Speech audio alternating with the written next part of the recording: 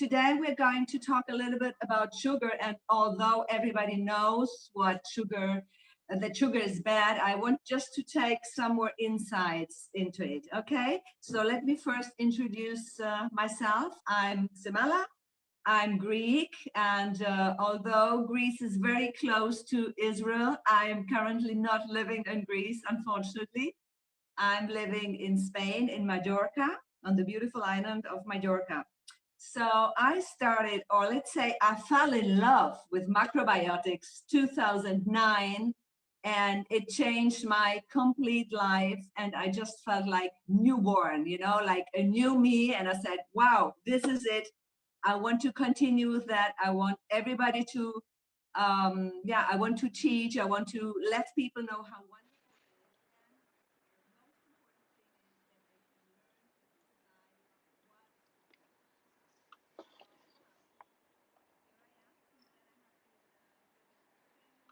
Classes, I have given consultations, and also I have been cooking for some yoga retreats and coaching retreats. So I will split the time we have in two parts, okay? The first part will be theory, and the second part will be two recipes I'm going to share with you, and I'm going to show you two nice, delicious desserts without sugar you can make at home with very, very simple ingredients. After each block, you will have the possibility to make questions. So if you do have any questions, please write them down or write them in the chat. And then we make this Q&A round after the first part and then after the second part. Okay, so let's talk about sugar, of course. Well, I suppose most of you are already a little bit into macrobiotics, and if not, then this is today one of the first steps for you, and I really congratulate for everybody who's here today. So, of course, we know sugar is bad, it's bad for our teeth, it's bad for our bodies, but what does sugar really, really do? I mean, what happens when we consume sugar? And there are actually two main points, two main things about it. Number one, acidification. And it's important to understand what this means. And number two, blood sugar rises. So let's go to number one, acidification. So what happens when sugar enters our body? It causes acidification. But what does this really, really mean, acidification? It changes our pH of blood. Okay, and what is this, the pH of blood? So our blood is slightly alkaline. The value, the stable value for our blood is 735 to 745. Okay, this value is essential for metabolic functions and biochemical processes to be carried out correctly. So maybe some of you have seen on packaging of shower gels that it says pH neutral. Okay, pH neutral is 7. Okay, 7.0 is pH neutral. But in fact, our pH scale goes from 0, which is very acid, to 14, which is the most alkaline we have. I will just give you two examples that you have a little bit of an idea. For example, vinegar is pH 3, so it means it is acidic. And bicarbonate is pH 9, so it's more alkaline.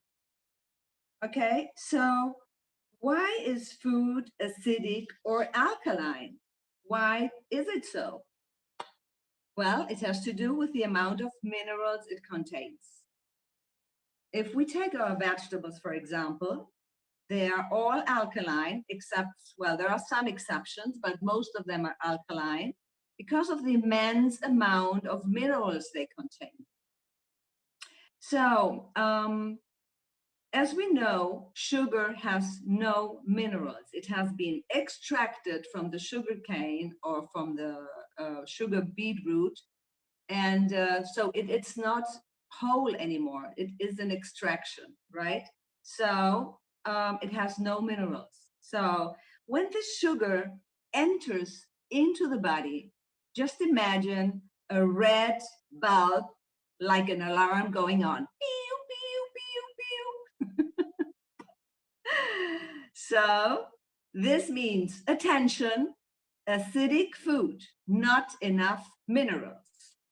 So the pH value of the blood is in danger. So why is it so?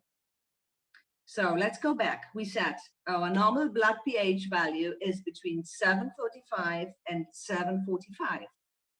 If it would drop beneath 735, our heart would beat slower. And when it reaches pH 7, it would relax completely and it will stop beating. So we would die. So you see, the margin is very, very small, and it's a very delicate balance. Of course, our body is very wise and has a protection system so that pH doesn't drop below 735. To counteract acidification in our body, the body releases minerals from the deposit. Okay? So, question, where are these minerals? They are in the bones, in the muscles, and in the tissues. Okay, these are our mineral storages in the body. So this means every time we eat something acid, and here concretely we are talking about the sugar, every time we eat sugar, we steal minerals from our deposits. We steal minerals from our body because we need to counteract this acidity. So you see, our body is very wise, but on the other hand, when we have the intake of sugar, we have a constant acidification. And so when we steal the minerals from our bones, especially from our bones, we weaken our bones. So this can lead to osteoporosis, arthritis, and other different other kinds of illnesses. So, and now let's go to number 2. The blood sugar rises. So after the intake of sugar, we have another alarm which goes on. So there's a second red bulb which goes on, pew, pew, pew. And this is the one, the insulin, which has to do with our insulin. Sugar is disaccharide. It has only 2 molecules, okay? It's a very short chain. So all carbohydrates have a small chain of, well, actually all foods have a molecule chain. And sugar has a very short molecule chain. Just imagine there are only 2 molecules. So is a disaccharide, right? 2 molecules, disaccharides. So when we eat this sugar, we have like a very quick peak. The sugar makes a very quick peak in our body. The blood sugar rises like that. Okay, so the pancreas turns off his alarm and says, okay, I have to send insulin. I have to send insulin. So it sends insulin immediately so that this peak does not go too far up and it goes down again. So the sugar makes really a peak, okay? And the pancreas has to work very quickly, react very quickly to send insulin to level this peak, okay? So imagine when you eat constantly sugar, what this does with your pancreas, what this does with your body. You have these constant peaks up and down, okay? And this, of course, weakens your pancreas.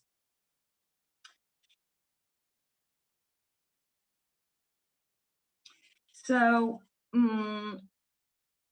Now, perhaps you will ask me now, okay, but what do I do when have this crazy craving for something sweet? And for sure, it happens to all of us. And when your body does not know alternatives, he will crave for sugar, right? If he has learned alternatives, then he will probably crave for another kind of sweet. But if you don't, your body will crave for sugar. So I think we should ask ourselves, okay, what are the main reasons that we crave for something sweet? Because if we understand the reasons, we can really find the solutions, right? For me, there are basically 4 reasons why we crave sweets. The first one, and I think somebody mentioned it in the group because I was listening to you, sugar causes addiction. And addiction means I can't live without it. Okay, it's like smoking, it's like drinking, it's like taking drugs. Because it causes a real chemical change in the brain, and you keep looking for it, you keep searching for it, you can't live with it, you know? So this is number 1. Number 2, you don't eat enough carbohydrates. Our brain functions with oxygen and glucose. These are the main components, the main things our brain needs to work properly. So oxygen, we have it because we constantly breathe. And in order to have glucose, we need to eat long-chain carbohydrates, which provide a good glucose during several hours. And here, I have to say, please eat your brown rice, eat your millet, eat your whole grain pasta, because this will keep your glucose level on a platform. And what do I mean with the platform? Remember what I said before, sugar is just 2 molecules, right? So all our whole grain carbohydrates, let's take the rice, the brown rice, has a long chain molecule, okay? So we have several molecules in a row. So the body takes one after the other, splits it, converts it into glucose, and the blood sugar level rises a little bit.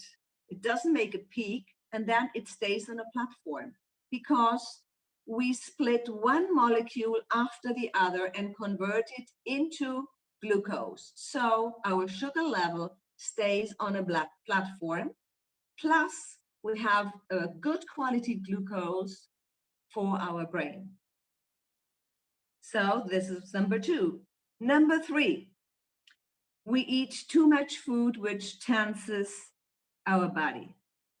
And here well, this is the concept of yin and yang and macrobiotics. For the ones who are not into this theme yet, I will explain it a little bit different.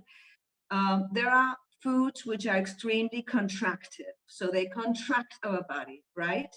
And here, for example, I talk about salt, meat, cold cuts, cured cheese, okay? So these foods contract our body. So when we eat them, the body wants to compensate this contraction and ask for food which is just the opposite.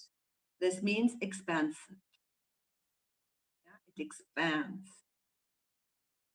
So here comes in the sugar, because sugar expands. Sugar is yin. We say in macrobiotics, sugar is yin. So we have yang and we have yin. Okay, so when the body's young, when it's tense, when it's contracted, it just automatically seeks for this yin, for this expansive substance to relax the body again. So that's another reason why we crave for sugar. And the 4th thing, which we perhaps don't think about, is that we should not forget also that sugar has an emotional aspect. Sweets have an emotional aspect, okay? We cover up worries or sadness with them. and it gives us like this quick and instant energy. Remember the peak, okay? So we have that peak, we have that high for a moment, we feel bad, our sadness is gone, our worries are gone, but unfortunately, the peak also suddenly goes down again. So it's just a small momentum we have of this high.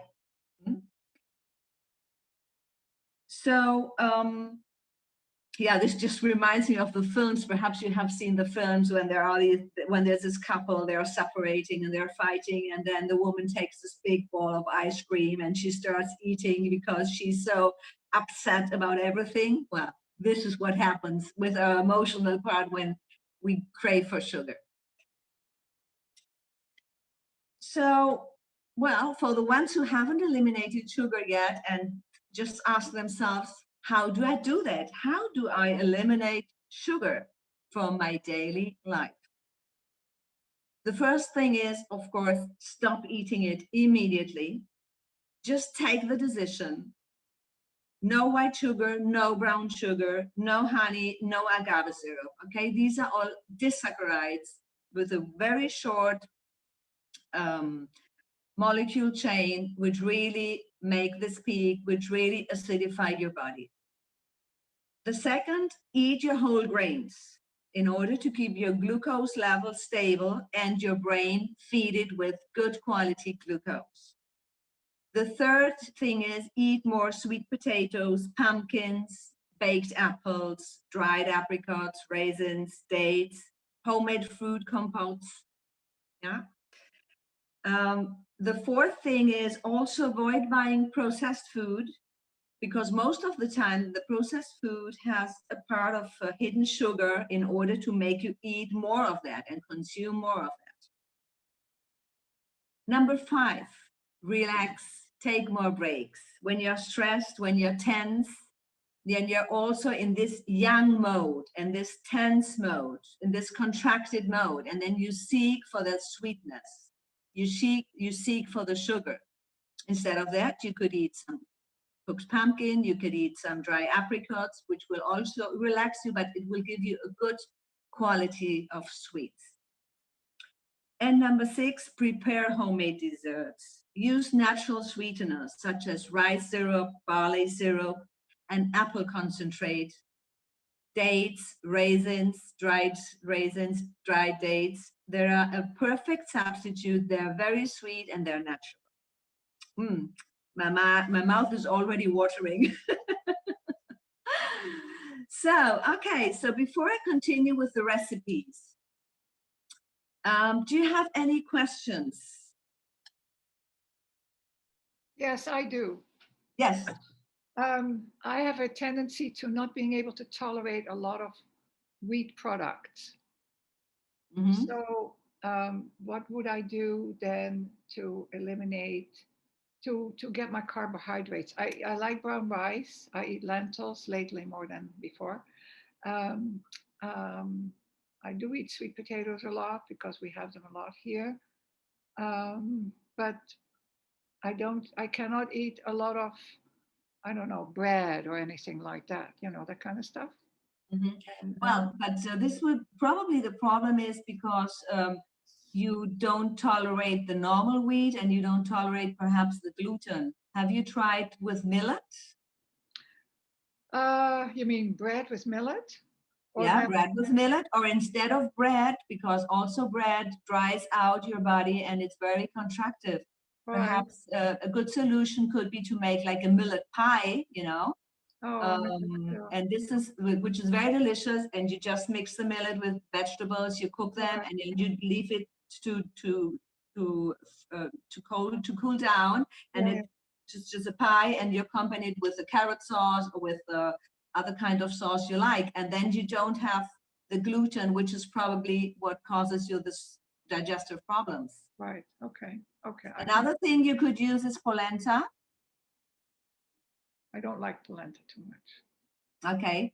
I don't know why. I mean, I like corn. I do eat corn. I make hot corn bread. I make that actually. Okay. You could do also a polenta pie, you know, which is also very delicious. Perhaps you haven't tried it this kind of way, and because there are several things you can do with polenta. So, for example, a polenta pie is also very delicious, and it's very digestive, and it's very good for your heart. Oh, really? Okay. Okay. My polenta is, oh, it's corn, right? Polenta is corn. Yeah, polenta is corn. Yeah. Yeah. Yeah. Okay. Thank you. Thanks. Yeah. Welcome. Okay. More questions? Guess not. There are some things in the chat. Let's have a look. Yeah. Uh, I have a question about maple Yes. syrup. I have Yes. a question about maple syrup. What are your thoughts about maple syrup? Well, maple syrup is also a very short chain. Short. Yeah, it's also short. It's a very short chain, so it has Okay. the same effect like sugar. It is perhaps a little bit better than sugar because it has a little bit more of minerals, but nevertheless, it's also an extract of a plant. And if you want to use it like punctual for a special recipe that you know that this recipe needs maple syrup because the taste depends on it, you know? Okay. Instead of that, I would prefer rice syrup or apple juice concentrate, which is more balanced. Okay. And do you pay attention to glycemic index at all, or? Normally not. Well, it goes more or less, it goes together, you know, because, for example, well, I normally don't check it because rice syrup, for example, and barley syrup, they are made of a whole grain. So the basis is a long chain molecule. Okay. Okay. Yeah. So this makes a big difference because the glycemic index does not rise, is not so high. Okay. But Okay. nevertheless, I mean, we have to be honest to ourselves. Sweet is sweet. Okay. So if you want to eat sweet, but don't overdo it. Okay. Okay. I mean, it's not because, okay, now I eat rice syrup, so now I can eat sweets nonstop. This is not the solution. If you really crave sweets nonstop, then have a look on the other points I mentioned before. What is not in balance so that I need that constant intake of sweets? Yeah, What got is it. not in balance in my life? And this is more important than just saying, okay, I just had that craving and I eat sweets 3 times a day. Got it. Yeah. What about amasake? Amasake is great because the basis is the brown rice. Oh, okay. So like, amasake is fantastic, of course. Nevertheless, let's go back. All the sweets, even if they have if the basis is whole grain products, are yin. All the sweets are yin. yeah. Okay. There are sweets which are extremely yin, like the sugar, and there are sweets which are more balanced. So amasake is more balanced, right? The rice syrup is more balanced. Yeah. Yeah. Have I answered your question? I don't know if she's listening. Oh, okay. Do we Yes. have more? Yes, and the only other question I had is on number 1, you said there were 2 reasons when you started out, 2 things that happen when we consume sugar. I didn't understand the first one. Did you say acid something? Yeah, acidification.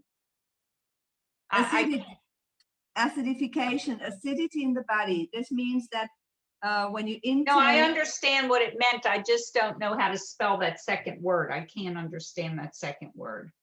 Acidification. The second It's word. all one word, acidification.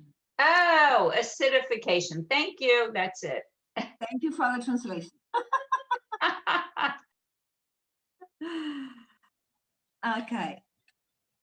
Can I just make a comment about glycemic index and sweet potatoes? Is that there are, I don't know, 3 or 4 different sweet potatoes that are available.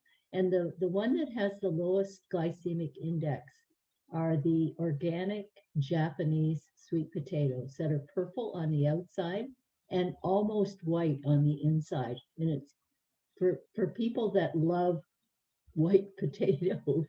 It's a really great alternative, both from the glycemic index and the taste and texture.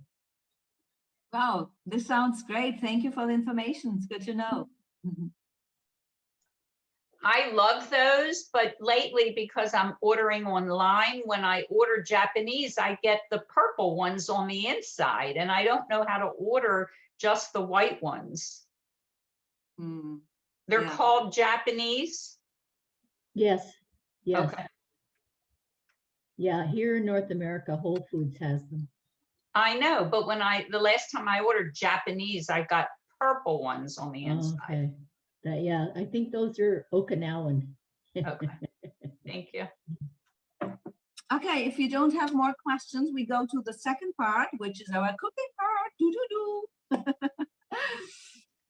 So we're going to do 2 recipes today. One, they're called the sweet snowballs. I hope Jeanette is going to share the recipes afterwards. I sent them to her.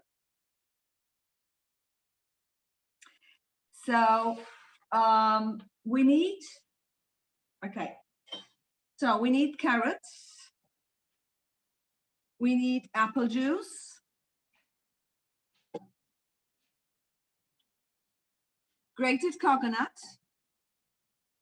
Couscous, which I already have prepared here with raisins. And rice syrup. And of course, a pinch of salt. We should never miss that out. So we peel the carrots. In the recipe, there are 4 to 5 carrots.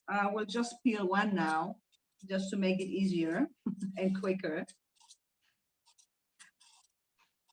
If it's organic, why are you peeling it? Because I'm going to cook it and I need it for a dessert. And if I don't peel it, it will be a little bit bitter. So it does not really fit to a dessert. Plus, it will be difficult to smash them by hand. You will see in a minute. So when we have our carrot ready, we're going to cut it into pencil points. And for the ones who don't remember what pencil points are, when I was young and I had to sharpen my my pencil, I was doing it with a knife. So you really go, you know, cutting like that. You're just imagine this is your pencil and you really want to write with it. So so you cut these into pencil points, okay? So this goes diagonal. And when you, if you see, when I cut diagonal, right, I take the yin and the yang part of the carrot, right? The carrot grows like this. This is the upper part. This is the lower part. So when I cut diagonal, I take part of the yang and part of the yin of the carrot. So this is interesting because I have a balanced mixture, okay? So we cut these here, okay? And then we take our apple juice, we put the carrots inside, and we bring it to boil. And we boil it for 10 to 15 minutes in this apple juice. Remember to cover, to put a lid on so that it doesn't evaporate completely. After 10 to, and add a pinch of salt, of course. After 10 to 50 minutes, you take them out. So this is my cooked, can you see that? Further. So this is my cooked carrot, and you reserve the apple juice, keep it, and you take the cooked carrots and you just smash them with a fork, okay, into smaller pieces like this.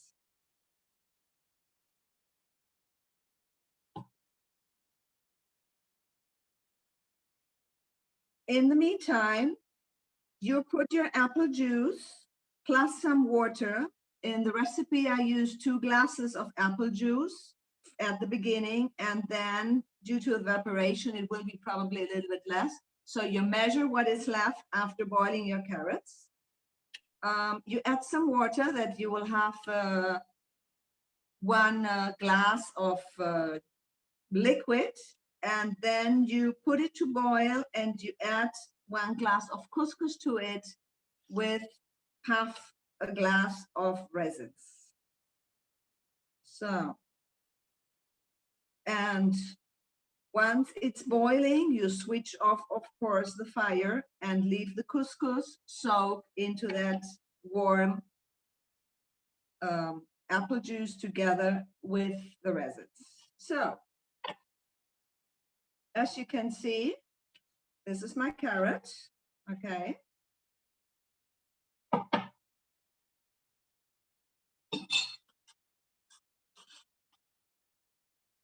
And this is my couscous, which I prepared previously. So this is already cooked. You see, you can see the raisins here. So to this, I add my carrot.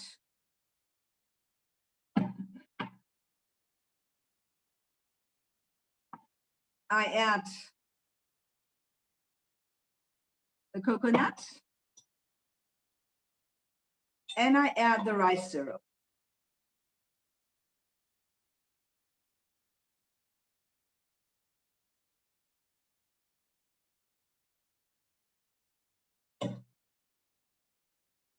And you mix it.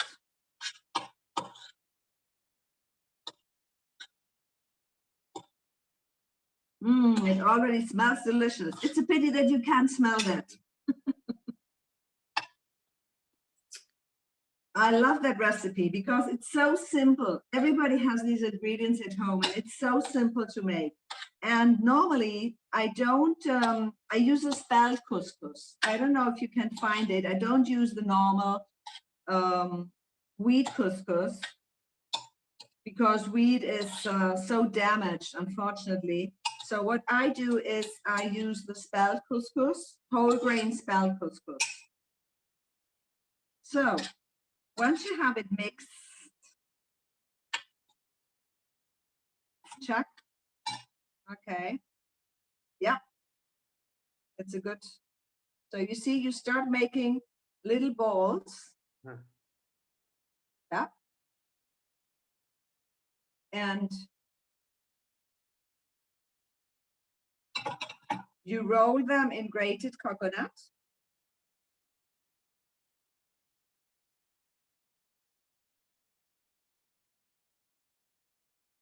And here we go. Our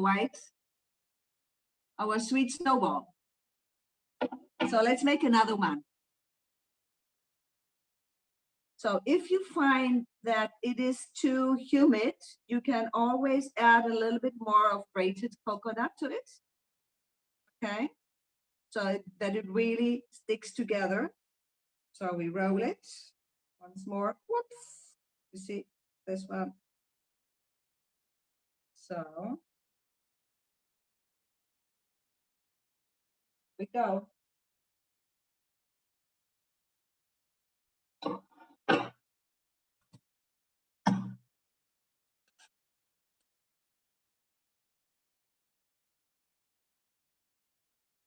So you see, these are our sweet snowballs. If you like to have it a little bit more crunchy, you could even add a little bit of very finely chopped almonds or hazelnuts to it. Okay? But not too many, because otherwise it will fall apart. So very simple recipe. Do you have any questions on this before I continue? My friend wants to know about the use of coconut in a temperate climate. Okay. This is something you do once in a while. You don't do it every day. Okay, so if you want to use Coconut, use it more in springtime and in summer, and perhaps also for Christmas, like a Christmas sweet, but not for everyday use. Coconut is very, very yin, like avocado. Avocado and coconut are the most yin fruits we have, because they're both tropic, right? What's interesting is that Israel is subtropical. Exactly. I'm not sure about Greece. So we grow avocado here and we don't grow coconut. Yeah, exactly. Exactly. Coconut, they need a continuous, really tropical climate through the whole year to grow, and they have also a lot of potassium, you say? Yes. Yeah. So potassium has the ability to cool our body down. It cools our body, it cools the body temperature, and it makes sense to have the tropical fruits in South America or in Asia. But it does not make any sense for us here that we have the 4 seasons, or even in America for the ones who are there, when you have 4 seasons to use tropical fruit constantly throughout the year. It just does not make any sense. If you want to use them more in summer, in springtime, perhaps a little bit, but basically in summer, but don't overdo it. And if you want to use this recipe, for example, just like a special thing, a special occasion, and if you don't want to use coconut because it's too yin for you or because you don't like it, add some seeds to it. You can add like some sesame seeds to it. You can add some pumpkin seeds, they will have a different taste, but it's also very tasty and another way to do it. I love this recipe because it's a vegetable quality sweet. It's very nice. Exactly. Maybe it's possible to use almond powder instead of coconut if you grind the almond. Yes, you can use almond powder, but you have to be careful that it's not too dry, because almond powder sucks the humidity, right? So you put some almond powder, and then you really have to put much less, otherwise it will completely fall apart. I did not notice, is there sweet potatoes in this recipe? No, carrots. Oh, carrots. Yeah, these are carrots which are cut in pencil points. Okay. And then I boil them, and when they're soft, I just smash them with a fork. Okay, and second recipe. What do you use what if you're gluten-free? You can't use couscous. You can't use couscous? That's a good question. Let me think. You could use millet. Oh yeah, okay. That's what somebody wrote. Yeah, millet has this property that it really glues together, so it's great, but you should cook it properly. So cook it with just a pinch of salt, and you cook it in the apple juice. You put the apple juice, a pinch of salt, and you cook the millet there. And once it's ready, you take it out, and you have to leave it cool down a little bit, and then you have to mix very quickly your ingredients, because once the millet is cold, you cannot manipulate it anymore. It just stays like it is. So you have to mix your balls very quickly, and then you leave them cool down. And when they are cold, they will naturally stick together. So you have these small balls. And also, I would not make them too big. As you saw, I made them very small, right? So that they don't fall apart, and also that it's not too much, because the basis here, it's a whole grain, right? In this case, the couscous, or if you use the millet, but you should make them small, because they really fill up, they really fill up your tummy. I don't consider couscous a whole grain because it's been cut up. It's been. Yes, that's correct. It's correct. It's correct. But the basis is a whole grain. Yeah, it's made of maybe whole grain. bulgur. Yeah. Maybe bulgur could be an idea. No, I think with bulgur it would not work. Bulgur is too loose and it's too big. It's also wheat. We were talking about gluten-free, I think. You were, yeah. I wasn't. Oh, sorry. Oh, and somebody mentioned quinoa instead. No? Somebody No, no? it would not work out with quinoa because quinoa does not stick together, you know, and it's Okay. yeah, and quinoa has a very particular taste. It's not neutral. So for a recipe, you need some. For a sweet recipe, you need to have neutral carbohydrates in this case. So quinoa has a special taste, and it will probably give you another taste to these snowballs. Okay. Thank you. Thanks. Okay, so next recipe, very simple. Probably all of you know it or have eaten it when you were a child because your mother was doing it. But we keep forgetting the simple things in life. Cherry pie. No. More easy than that. Easier than that. Baked apple. We need, yeah, I was thinking of making a baked apple today, but then I came up, I said, no, I will do a pear and apple compote, which my children love, and it's so simple and so easy. So we need 1 pear, 1 apple. Of course, you can double or triple the amounts. We need some raisins, a pinch of salt. It's really a pinch because we don't want too much salt, and some cinnamon. And last but not least, some roasted almonds, which are roasted before in the oven. So this I prepare, I just put them in the oven, 175 degrees Fahrenheit, and I bake them 15 minutes, and they are roasted all over, you see. And by the way, one thing I want to mention, because I use always, although I make a sweet, I use always a pinch of salt. And there is a secret behind this pinch of salt. The secret is that salt intensifies the taste, first of all, and second, salt has minerals. So we add a good quality mineral to our sweets. Okay, so don't forget always to put this very little pinch of salt in all the sweets you make. So what do we do with this? We peel them, we cut them in small pieces, like this size. We have a question about the almonds. Do they need to be soaked before you roast them? No, you don't need to soak them. And 15 minutes is enough on a low heat? 175 degrees Fahrenheit, yes. Fahrenheit. Yeah.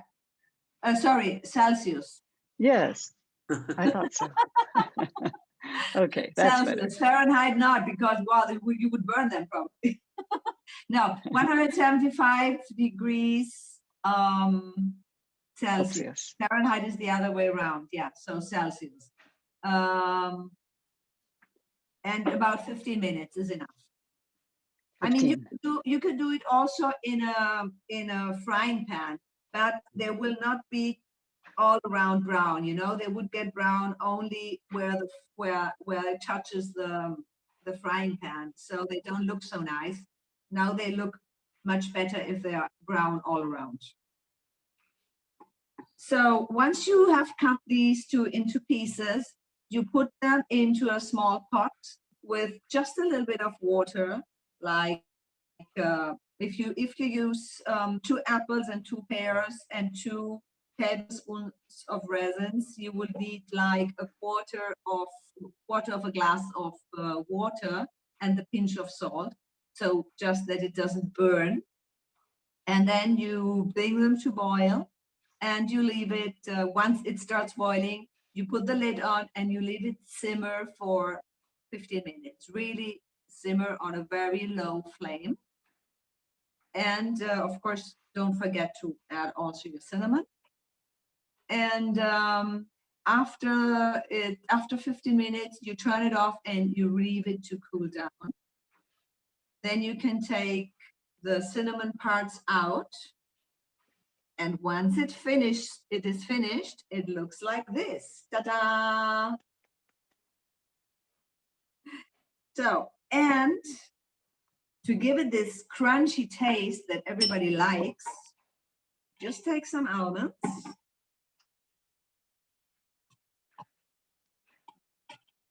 We cut them. These are roasted. Yep, these are roasted. And we put them on top. You know, when you make recipes, when you make,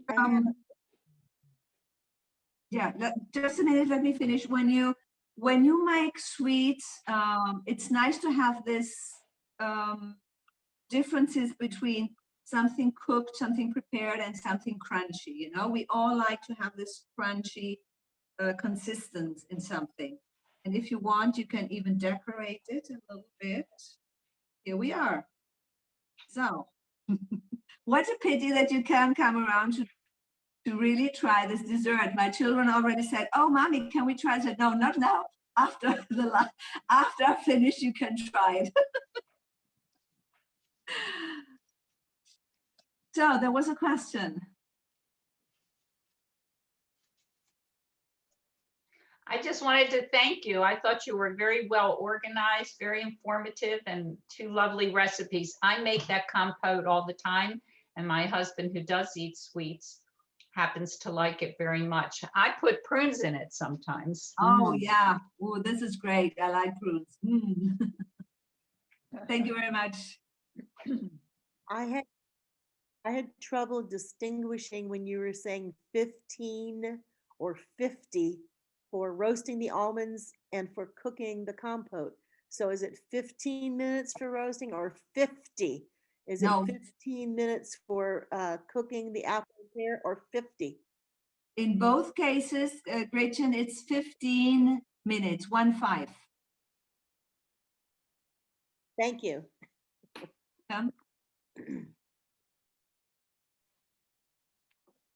Okay, there's a question here. Susan says, could you use millet as a gluten-free option? Yes. 50, yeah. Okay, what else?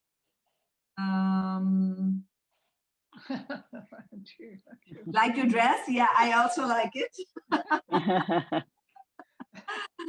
The one thing I missed is when you were talking about tropical. I actually have been eating a little shredded coconut on my cereal along with seeds, but I live in the United States with 4 seasons, so I really shouldn't be eating that coconut all year round. Unless you're in Miami. No, I'm in Maryland. Yeah, I'm in Maryland. So, and avocado, you were saying, is in that same category. Exactly. Yeah. Although everybody uses avocado nowadays and it's just normal to use it, that does not mean that it changes its origins now. It is still a tropical fruit. And I think it's semi-tropical. Yeah, or semi-tropical because it does grow also in Spain. This is true, but it is also very young. So, of course, it's nice to have this texture, but I mean, you have to observe also a little bit, what does it do with you, you know? Are you a person who feels constantly cold in wintertime? Do you think you need like to warm your body more? Then you have to eat foods which warm you up and leave out the foods which give you this cold feeling from inside out, which is like coconut, which are the tropical fruits, which is the avocado. They work, you know, they cool the body from inside out. So if you're okay, if you don't feel constantly cold and you have a balanced diet, you have your vegetables seasonal wise, and you have your whole grains, then I think it's okay to put just a little bit of coconut for your breakfast. If you feel this is okay with you, observe your body, you know. Sure. And how about blueberries then during the winter? Okay. Let's go into just a minute because my batteries are running out. Just a minute.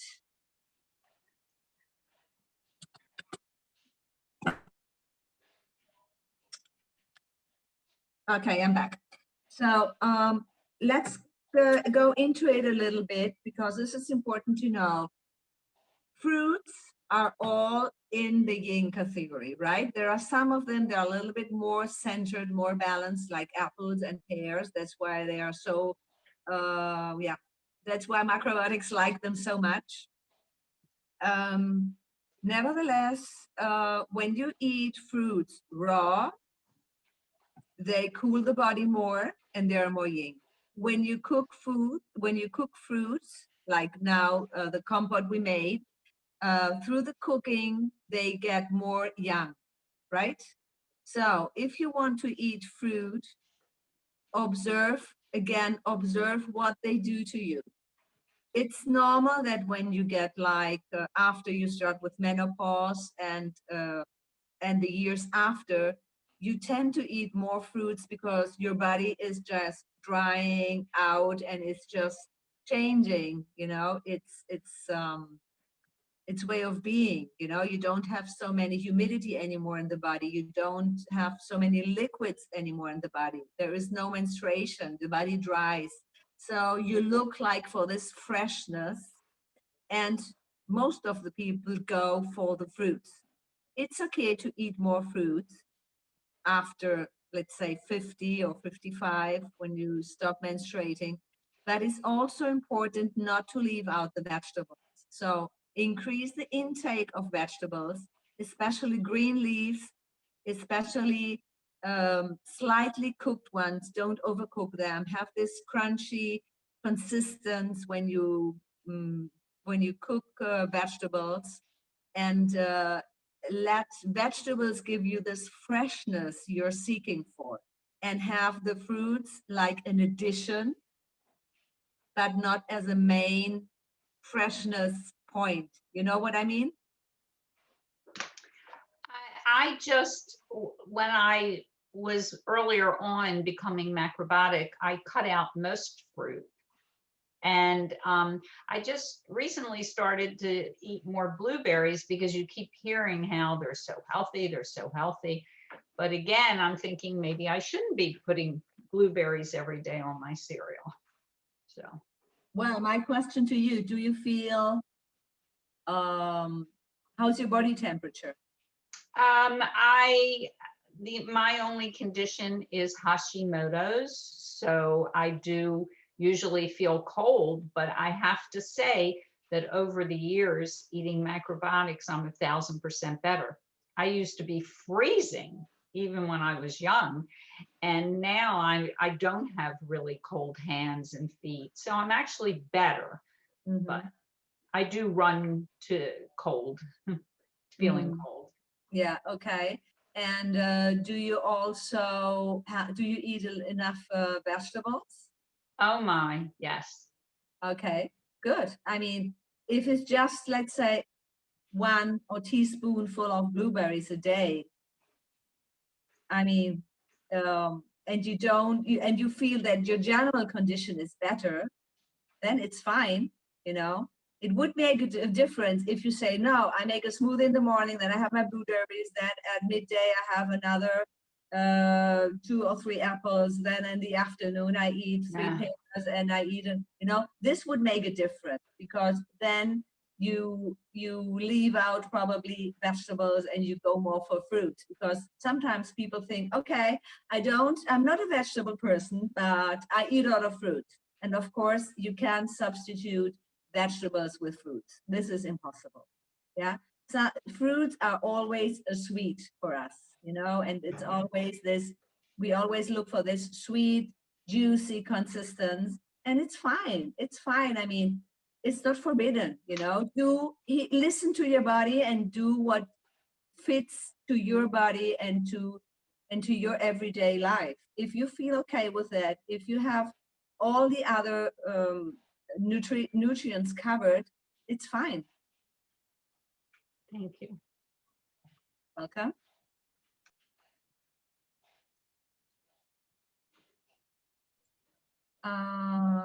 Okay, there's another question here from Brian. I live in the northern part of the United States, and when I was growing up, we did not eat coconut on a regular basis. Recently, however, it seems that coconut is everywhere. Is this what people in other parts of the world have experienced? Yeah, I think this happens all over the world, Brian. Unfortunately, people, because coconut is so tasty and it gives like this, yeah, this tropical taste, and people just look for the tasty food. They don't look for health, they look for taste, right?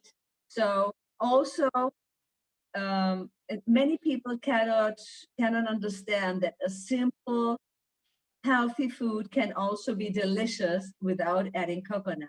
And the food industry is using coconut a lot because it's just a fashion right now, you know, and it's the food industry which moves all these fashions, you know. So probably in a couple of years, it will be something else. It will not be coconut. It will be perhaps, I don't know, avocado cubes, or it will be seeds or coming from the Amazonas or something else. So it's just the food industry which keeps, you know, selling us things because they want us to buy the processed food. This is my answer to it. I don't know if somebody else has another answer.